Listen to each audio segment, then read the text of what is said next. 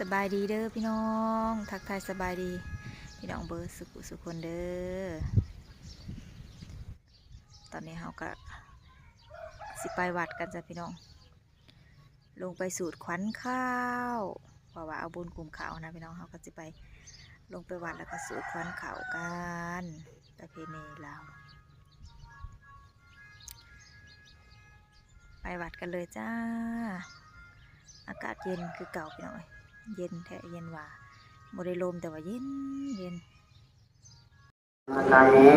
สังฆังอนุวัตนังเทติสังโยปนังสรณังคัจฉามิ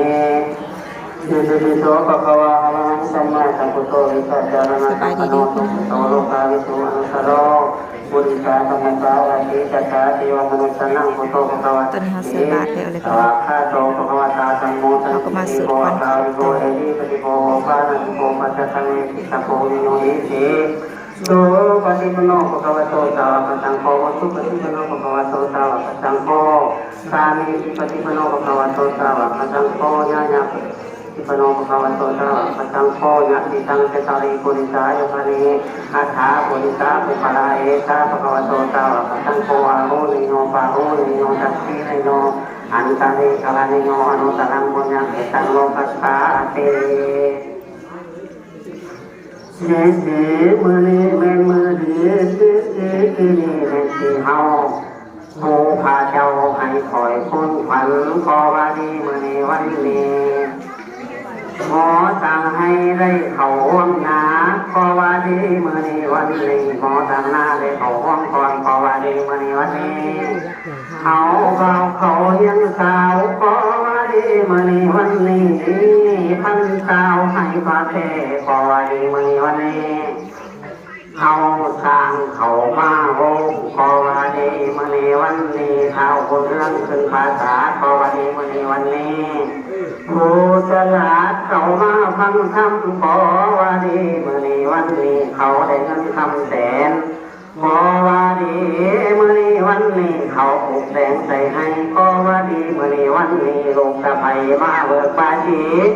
ขอว่าดีมือนี้วันนี้เศรษฐีเขามาเบิกเงินคันขอว่าดีมือนี้วันนี้สีมือนี้เป็นมือดีสีมือนี้เป็นมืออุตมะโตต่อไปนี้แม่ต่อไปจันขันไปนี้แม่ขันไปแก้วคนนางแต่งแล้วจึงโยมาไสยโกภวังไสยมังคาลามังคาลาโอกาสถึงจะระดูเดือนหาป่าห้องเดือนหกฝนตกขา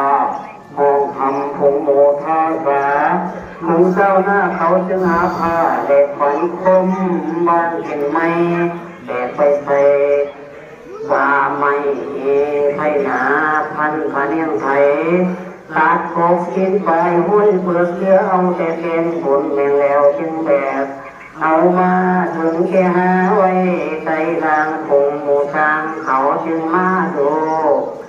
บุญเกี่ยวหูเขาหาดีทั้ง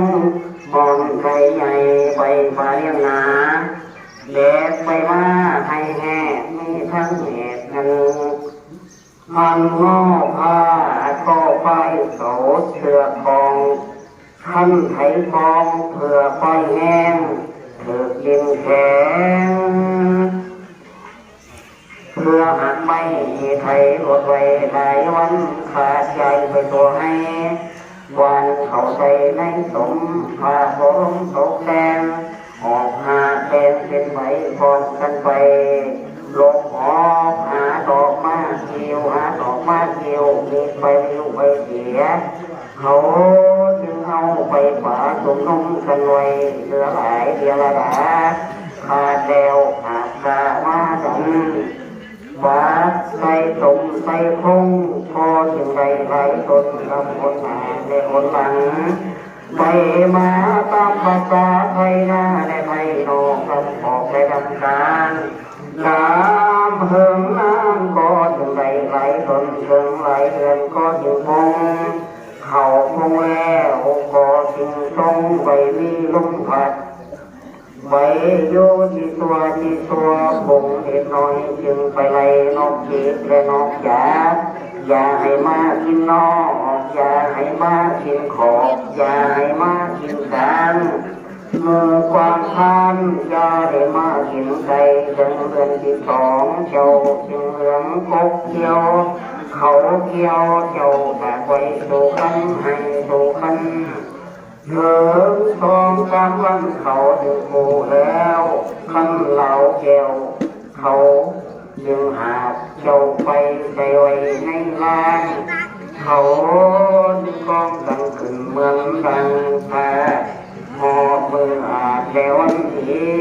เขาจึงมั่งเจ้าลงมาก่อนตั้งเขาจะตีก่อนที่เขาจะพา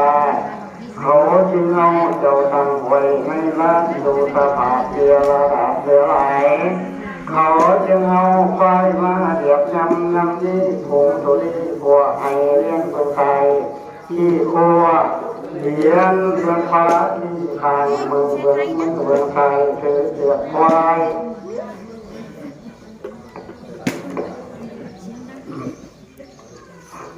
เมืองขวาคือข้อที่คอและที่คอยที่คอยและที่แห้งที่ปักแหลกที่แหลกแล้วจึงเอาไฟหอบเขาจึงบอกว่า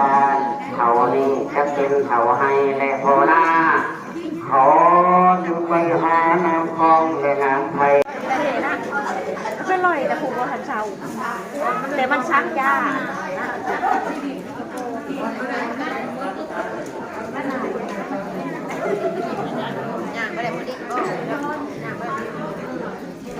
สูตรคนเขาแล้วก็มากินเขาอันนี้พี่น้องกินเขาสามัคคีผู้เฒ่าเขาเจ้ากินน้องไม้บริกินดอกน้องไม้ยังบ่อยากพี่น้องยังเศร้า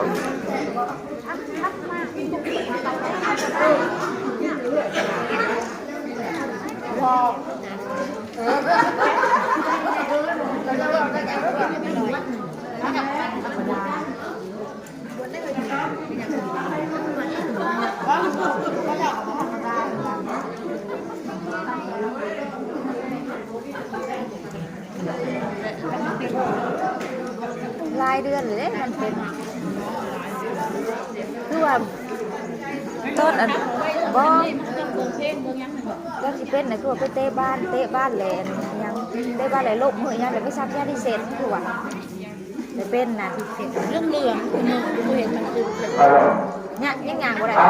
ประชาสัมพันธ์เด้อน้องอะไรเนี่ยเราดื้อไปหาเห็นลูกเป็นเด็กหัวมือถือเล่นมือถือป้าไปเถอะป้าไปเถอะเช้าเนาะป้าไปเถอะเลยอยากเสร็จได้เสร็จยังแม่ไม่เจอเที่ยงนอนนะคุณจะว่าเป็นเรื่องเด้อพี่เจ้าพี่น้ำเด้อลูกเป็นเด็กดื้อมาดื้อแต่พวกมันตายด้วยย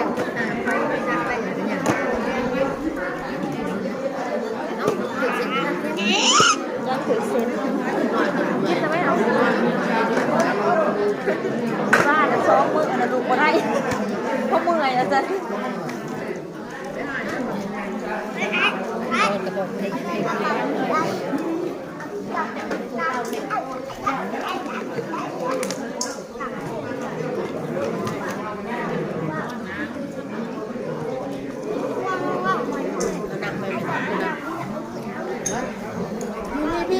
่นะ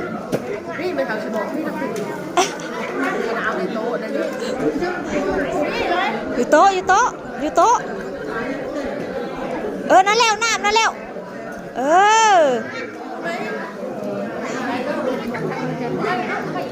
โอเคเด้อจ้าพี่น้องมาในเราไม้ขอจบคลิปซะก่อนเด้อเสร็จจิตแดดเรียบร้อยพี่น้องสูตรควันเขาก็แล้วมาเบิ่งผู้เฒ่ากินเขากะคือสิแล้วเลยแหละแต่โดนเลยถ้าพอกันใหม่คลิปหน้าเด้อจ้าพี่น้อง